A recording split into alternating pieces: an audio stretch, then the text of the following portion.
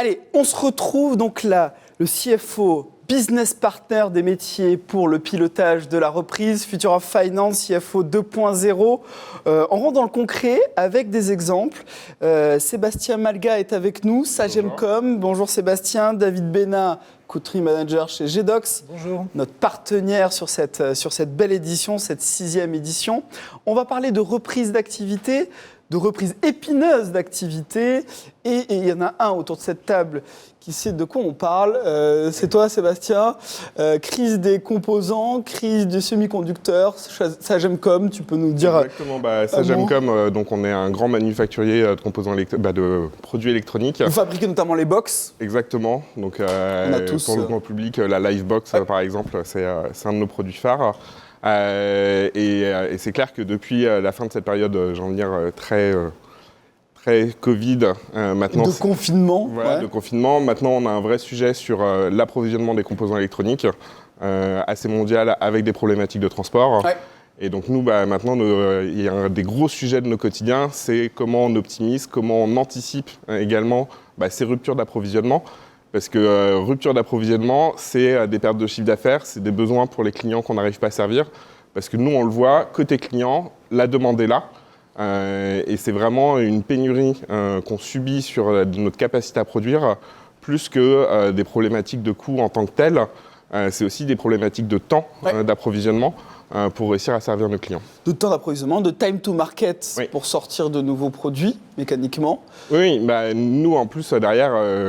Beaucoup se sont dit pendant le Covid, il faut faire attention au futur et donc potentiellement restreindre les coûts et faire attention sur quoi on dépense. Ouais. Nous, Sagemcom, on est convaincus sur nos produits et donc on n'a clairement pas baissé notre niveau de R&D.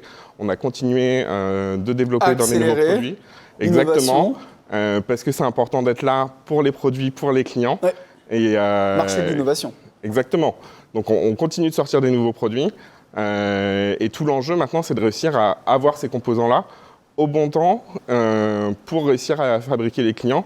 Et nous, on le voit sur cette année, ça va être plusieurs dizaines de millions de chiffres d'affaires qu'on ne va pas pouvoir faire parce que les composants ne sont pas là. C'est-à-dire qu'on a les commandes clients. Plusieurs dizaines de millions. Oui, c'est-à-dire que les commandes sont là, les clients sont prêts à recevoir les clients, mais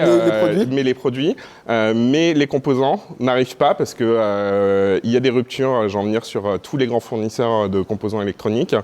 Les délais de transport de l'Asie vers l'Europe se rallongent de plus en plus, et donc on arrive dans des situations compliquées au niveau de la production. Et toi, donc on a le sentiment, mais David, je le vois hocher de la tête, la crise se poursuit clairement pour toi, hein, pas de doute là-dessus. Comment tu accompagnes les directions métiers ? Nous, après, au niveau notamment sur la finance, c'est un travail avec plus de communication, plus de connexion avec nos services achats pour anticiper et pour, à partir des systèmes d'information, prévoir au plus juste les besoins. Notamment, on a développé une application en interne depuis quasiment 1 an qui, tous les jours, à partir du plan de production et de toutes les commandes passées à tous nos fournisseurs et les prévisions de réception, nous indique et nous recalcule tous les jours quels vont être les composants critiques sur lesquels il faut qu'on agisse pour commander et pour négocier, s'il le faut, avec des brokers ou avec des fournisseurs alternatifs pour obtenir les composants supplémentaires. Et donc là, en fait, on a vraiment développé cet outil. C'est un pilotage en temps réel au quotidien. Exactement, c'est-à-dire que autant avant le Covid, la finance, on aime bien attendre les résultats fin de mois parce que c'est pas qu'on bosse qu'une semaine par mois pour la clôture, mais des fois, c'est un peu la vision qu'on va en avoir. Bien sûr. Mais là, maintenant, c'est beaucoup plus dans la proximité, qu'elle soit au quotidien, et dans le reforecast qui peut arriver très souvent pour pouvoir justement être au plus proche du client, être au plus et des équipes pour accompagner leurs besoins et leur sortir une information fiable pour qu'ils puissent faire leur métier. David, toi qui diriges GDocs, un des leaders des outils de pilotage, EPM pour les intimes, c'est ça le monde d'après ? C'est ça le monde de demain ? Oui, c'est la capacité, comme vient de le dire Sébastien, à piloter en temps réel, au quotidien, au jour le jour ? Oui, alors on était déjà dans un monde qu'on qualifie d'incertain et on sait maintenant qu'on peut passer dans un monde improbable assez rapidement. Et donc ce que décrit Sébastien, c'est assez typique de ce que l'on voit dans les organisations, c'est-à-dire qu'il faut être capable de planifier, replanifier, s'adapter en permanence. et réaligner tous les départements de l'entreprise, donc les achats, la production, etc. Et en fait, sur ce réalignement en termes d'organisation, de collaboration entre les différentes briques. Oui, absolument, parce que l'alignement est clé. Alors déjà au niveau de la direction générale, si les personnes elles-mêmes sont alignées humainement et d'un point de vue stratégique, ça va bien se passer, mais pour autant, il faut ensuite aligner les départements pour être capable d'exécuter. Et pour être capable justement de réagir à ces effets de bord. Ce que l'on voit également, c'est que, comme en économie, on parle beaucoup de signaux faibles, qui sont prémonitoires des indicateurs métiers, qui eux-mêmes sont prémonitoires des indicateurs financiers. On ressent le même besoin dans les entreprises. Des crises que l'on peut vivre. Oui, absolument. Là, oui, absolument. C'est ça. Et en fait, on se rend compte que dans les entreprises, on a aussi besoin d'aller capter ces signaux faibles pour être capable de réagir et puis aussi de les pondérer à sa juste valeur. Sébastien, fort de l'expérience qu'on est en train de vivre, c'est assez unique. Je ne sais pas si tu avais vécu une crise des composants. Voilà, unique, on est d'accord. Et quelles sont les bonnes pratiques que tu en retires? Quel est le retour d'expérience sur lequel tu peux faire bénéficier la communauté? Moi, ce que j'y vois surtout, c'est qu'on a un besoin de réactivité et on a un besoin en fait de réussir à créer un socle d'information commun. Qu'est-ce que j'entends par un socle d'information commun? Nous, on l'a constaté parce que Sagemcom, c'est une boîte qui, sur le nom Sagemcom, a une grosse dizaine d'années, mais qui, historiquement, est de l'industrie française depuis quasiment 100 ans. On a des historiques et tous nos systèmes ne communiquent pas tous ensemble. Et la R&D a ses habitudes pour codifier avec une certaine numérotation. La production a une autre numérotation.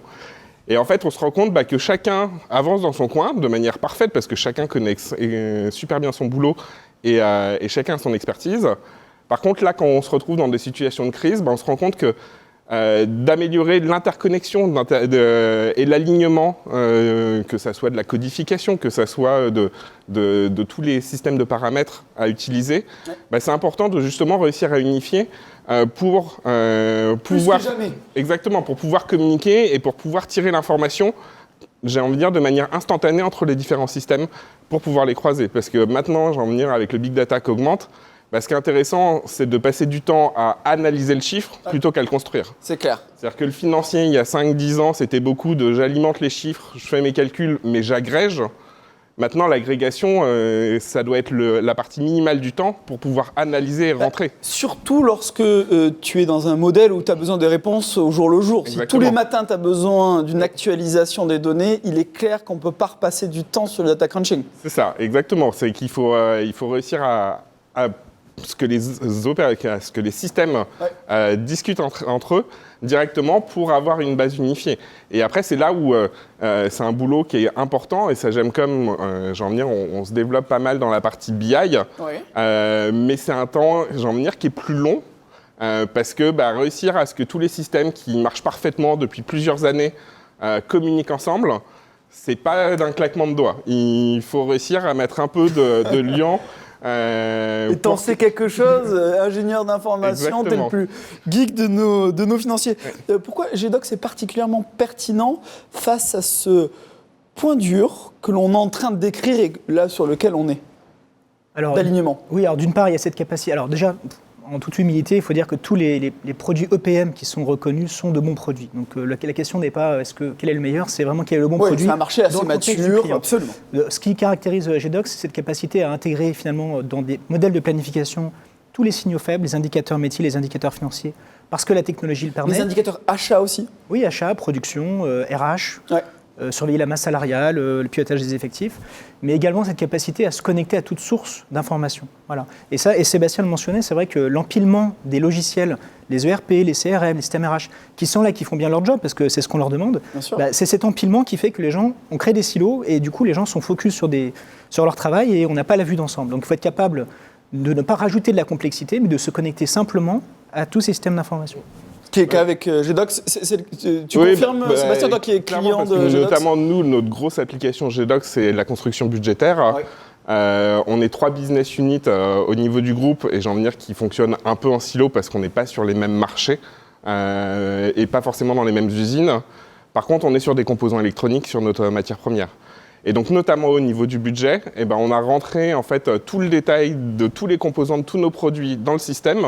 Et donc, au niveau de GDocs, on gère plus de 12 000 composants de manière unifiée. Et ce qui fait qu'au moment où on fait le budget, chaque commercial dans chaque BU fait ses prévisions de vente et ses besoins clients. Et automatiquement, en fait, GDocs, pour notre direction des achats, ressort en gros les besoins d'achat de composants cumulés pour le groupe, fournisseur par fournisseur, et ce qui permet aux acheteurs... Automatiquement. Exactement. Donc après, ça a été plus d'1 an de mise en place parce que c'est une grosse application, mais ça permet que la direction des achats, ils ont directement une vision globalisée par fournisseur de où est-ce qu'il faut qu'ils négocient, quels sont les volumes importants, qu'est-ce qu'ils doivent négocier en termes de timing. Et donc ça les aide à travailler et à pas sommer des dizaines et des dizaines de fichiers Excel parce que nous, on est sur quasiment 500 produits différents fabriqués par an, plus de 12 000 composants, mais si on fait les 500 produits avec la liste des composants, c'est plus de 65 000 lignes du fichier de base possible. Donc ça fait beaucoup de croisements et c'est là où GDocs nous permet d'agréger cette information et pour pas passer du temps à les multiplier dans Excel, mais passer du temps à les comprendre, les analyser et à définir la stratégie qu'on va faire sur ces composants. David, un point complémentaire par rapport à ce que dit Sébastien? Non, mais en effet, c'est passer plus de temps à réfléchir aux données et à la stratégie qu'à aller chercher de la donnée, la traiter, etc. Donc, sachant qu'après, c'est déjà un énorme travail que de travailler sur la stratégie, mais ensuite s'assurer qu'elle soit exécutée et donc avoir un langage commun pour parler avec les différentes équipes, les différents départements. J'imagine que dans le cas de Sébastien, GDocs est mis sous pression, puisque c'est actuellement le point de centralisation. Alors, quand tu parles mis sous pression, une utilisation réelle et effective par l'ensemble des parties prenantes nécessaires à la production de tout un marché, de toute une usine. Oui, alors, je dirais que Sagemcom exploite le plein potentiel de GDocs, donc pour ça, on en est très fiers, en effet. Oui, parce que je pense qu'en termes système, sur certains sujets, justement, des fois, on va assez loin parce qu'en termes de performance, on tutoie justement que GDocs, nous, on est justement sur vraiment de la grosse donnée et de la grosse donnée très hétérogène. Et donc, c'est là où les performances, on suit GDocs et donc sur les parties centrales, ça marche très bien. Après, on est conscient, sur la partie achat, ça met un peu de temps à tourner. Mais j'ai envie de dire, le temps, c'est quelques minutes. On ne parle pas non plus à des jours de traitement. Mais en effet, Sagemcom, on travaille beaucoup sur les applis. Et ça, c'est l'application centrale sur le budget. Mais maintenant qu'on commence à y prendre goût, on se crée de nos petites applis supplémentaires, chacune dans nos BU ou nos besoins. Notamment, moi, j'ai développé, vu que sur les usines, mes produits en fait, passent dans une première usine, puis une deuxième usine dans le groupe. Oui. Et donc, pour les financiers, qui dit passage en plusieurs usines, prix de transfert, marge, interco, et les opérations. La passion des directions financières et des consolidateurs. Mais résultat, les opérationnels, à la fin, ils ne savent pas c'est quoi le coût de production du produit. Parce que le produit qui sort à la fin, il a un prix, mais qui a plusieurs strates de vernis financier, je t'ai recollé une marge de transfert et autres. Et donc là, on a justement agrégé pour que automatiquement, tous les mois, on rentre les coûts de production usine et les marges internes de chacune des usines, parce que chacune connaît sa marge, pour que les opérationnels, eux, ils voient la vision complète du produit. Parce que la problématique de est-ce qu'on fait de la marge entre nos deux usines, c'est pas la problématique de l'opérationnel. L'opérationnel, lui, c'est savoir si son prix de revient sur le groupe, c'est rentable pour son client. Intéressant, c'est que ça montre bien que Sébastien, qui est un financier, est capable de s'approprier l'outil et de creuser et de développer ses propres... Oui, parce que le fonctionnement, parce qu'il nous reste peu de temps, mais le fonctionnement, Sébastien parle d'appli. Je recrée plusieurs applis en fonction de mes cas d'usage. C'est le modèle de fonctionnement de GDocs ? GDocs, c'est une plateforme et ensuite on peut créer différents modèles et qui sont différents cas d'usage finalement, en fonction des besoins. Donc on crée des axes d'analyse, on va créer des scénarios et on est en toute autonomie, absolument. En toute autonomie quand on a les droits pour le faire, évidemment. Alors, toute autonomie quand on a les droits pour le faire, mais est-ce que ça nécessite l'intervention d'intégrateurs ou de développeurs ? Ça dépend de la maturité et de l'envie d'apprendre, mais typiquement, Sébastien est très autonome, il peut le dire lui-même. Non, mais voilà, après, alors, il y a une partie, j'en venir plutôt support de l'équipe centrale IT. J'en venir parce que notamment, nous, on est en version on-premise, donc on n'est pas en version cloud. Pas encore. mais après, surtout sur des choix stratégiques internes. Donc après, moi, j'ai surtout un support de l'IT pour des problématiques de droit sur des bases de données, mais pour la fabrication de ces applis. Sur la fabrication de l'application, on est en totale autonomie. Justement pour dire je vais définir que je vais avoir un cube de données. Donc en gros, je crée ma feuille Excel et je dis que je choisis mes colonnes, je choisis mes titres. Et après, moi, je suis ingénieur informaticien de formation. Donc après, le petit codage que je fais, c'est un peu de l'équivalent du codage de VBA Excel. Okay. C'est-à-dire qu'en termes de niveau, c'est que c'est pas accessible à tout le monde, mais c'est pas non plus une énorme marche à monter. Et ça permet d'automatiser. Et surtout, après, j'ai envie de dire, moi, Google est mon ami pour trouver la GDocs Knowledge Base, trouver les informations, pour avoir des exemples, parce qu'on en a plein sur Internet pour justement s'aider à construire, comme on l'a un peu sur toutes les applications maintenant. Non, mais l'enjeu, il est là. C'est-à-dire qu'il faut donner les moyens aux directions financières d'être capables d'être de plus en plus autonomes pour prendre les bonnes décisions, de manipuler la donnée. Donc, voilà. Écoutez, merci messieurs, c'était passionnant. Merci pour ce témoignage. Mille merci, David. On continue sur Future of Finance et sur Bismart pour de nouveaux cas concrets.